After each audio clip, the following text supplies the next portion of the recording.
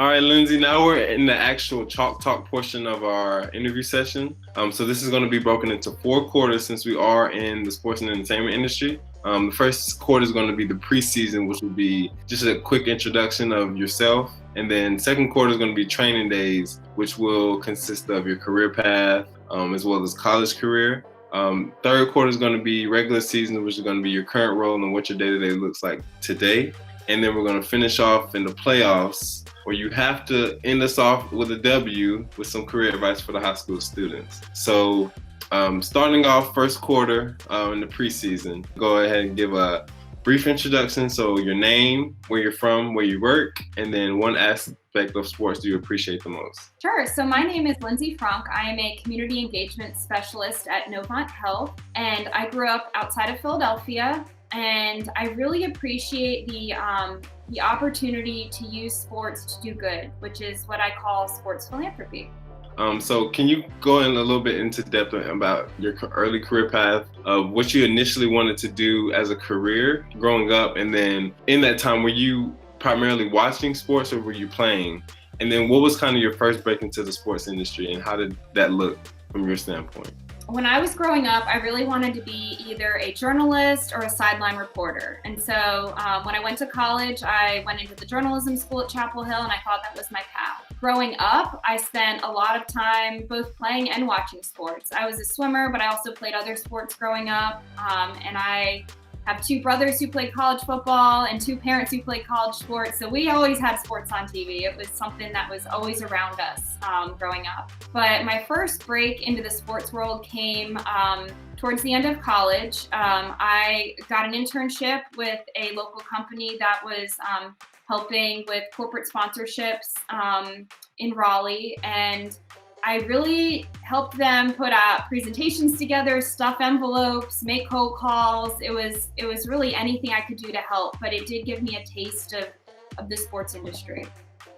Absolutely. So that actually leads into our next section, which is the regular season, and that's kind of your day-to-day, what it looks like now. So if a high school student were to shout at you, what would they be seeing you doing on your day-to-day? What are 2 aspects of your job that are most satisfying? And then what's that one skill that's helped kind of cultivate your career path and helped you sustain a career in sports? Sure. So at Novant Health, we are the official partner of the Charlotte Hornets, the Charlotte Checkers, the Charlotte Independents, which is a USL soccer team, and also the Novant Health Charlotte Marathon. So we have all these relationships, and as a part of those partnerships, our team manages the assets, which includes a lot of different things. So day to day, our team is managing ticket distribution, both internally and externally. We're working really closely with our marketing and PR team to come up with what sort of signage or videos we're going to promote in game, social media content that we want to share, anything going out in newsletters. So our role is very collaborative. We're working with all sorts of internal departments to make sure that we're maximizing our partnership. We're also working with the medical staff because we're the official medical provider for these teams, so tying loose ends with that up. The most satisfying parts of my job would be, with our tickets, a lot of our tickets we're able to give back to nonprofit organizations in Charlotte. So whether it's the Boys and Girls Club or there's so many nonprofits in Charlotte. We will give them batches of tickets, and sometimes this is a family or a child's first opportunity to go to a sporting event. And I don't know what it was like for you guys when you went to your first sporting event, whether it was a professional or even a collegiate or a local high school game, but to see the joy that that brings for some people is really exciting for me. I also really like using sports as a platform for education. So in the health industry, we're able to use our assets to do something like a breast cancer awareness game or a men's health night, where we're using our expertise as a healthcare organization, but tying it to sports to kind of educate fans in a fun way. So I like those 2 things about my job. So I think for me, the one skill that's really helped me succeed is networking. I have received all the jobs or internships that I've had through my network. And I know in high school that might be a newer word to some people, but really networking is just the relationships I've built over time. People that I've connected with through LinkedIn or through mutual friends, or that I found online and just reached out to, connected with through social media. You know, the network has really propelled me to get my foot in the door for certain jobs and get me to where I'm at today. That was some really good content, which actually leads to the last part. We're in the playoffs now, fourth quarter, just ending off with some career advice for the high school students. So if you could go back and tell your high school self one piece of advice, what would that advice be? And then after attending this Sports Biz Camps, what's the next step that students should take to really eventually take your job?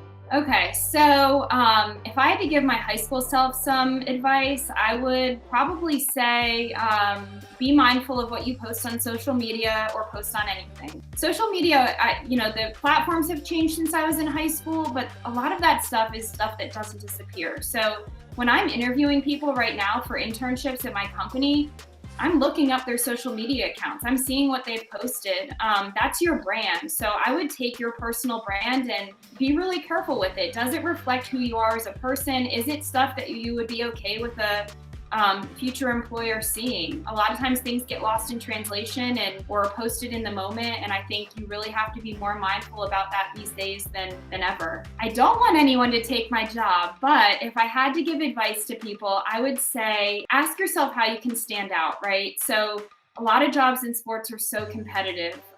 There's thousands of people applying for these jobs. Like, what do you bring to the table, right? So whether you've gotten really good at one thing, like creating social media content or, writing press releases, try to have something that you can give good examples of when you're in those interview processes, and also be pretty well-rounded as well. In my role, I have to be able to talk to our marketing team, our PR team, our doctors, and I think that just knowing a little bit about one thing would be hard in that role. Speaking for myself, I know that you're great at your job, so you've got those down pat. And I also want to thank you again, Lindsey, for joining us on the Talk with us. It's been wonderful.